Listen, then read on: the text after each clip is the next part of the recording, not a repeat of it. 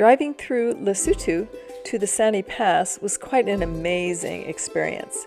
I drove in my sister and brother-in-law's SUV from Fouriesburg on the A1 highway to the Sani Pass. The country is very rural. You won't see any modern buildings on the drive or many cars on the road at all. It seems most people live in these rather small rondavels or round houses with thatched roofs. These rondavels dotted the countryside, which added to the charm of the picturesque landscape. I really thought the ride was dramatically beautiful and kept getting better and better the closer we got to the Sani Pass. We stopped for hundreds of photos, with each stop seemingly more stunning than the last. There were small villages in the valleys along the way, with green mountains up close and at a distance. We dropped and climbed at least 3 times with some steep elevation climbs. As you can see, the clouds were very special on our ride, which just added to the enchantment. On the way, we saw our fair share of animals walking along the road or grazing on the hillsides, as well as some of the local people toting their wares. As we traveled along, we passed some nice lookout points, some small villages, beautiful valleys, and some nice rivers.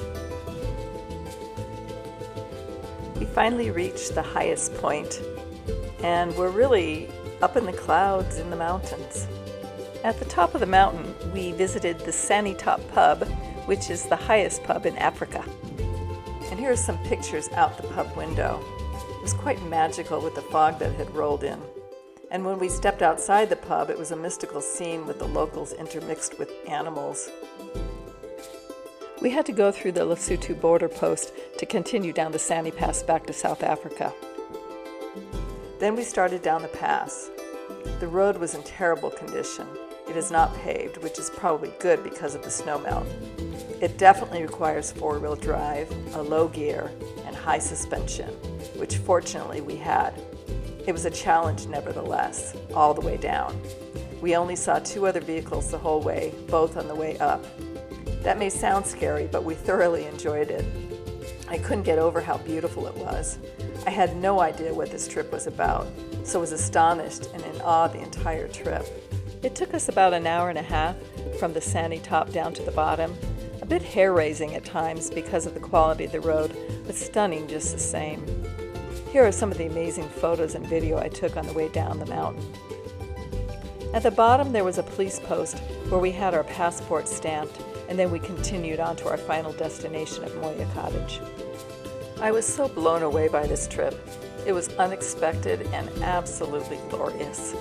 If you plan to drive it yourself, you should make inquiries as to the road condition. My brother-in-law had driven the road previously and had never been as bad as it was that day. Definitely do not try to do it in a regular vehicle. There are some guided 4x4 day trips to the Sani Pass, which might guarantee you a better experience.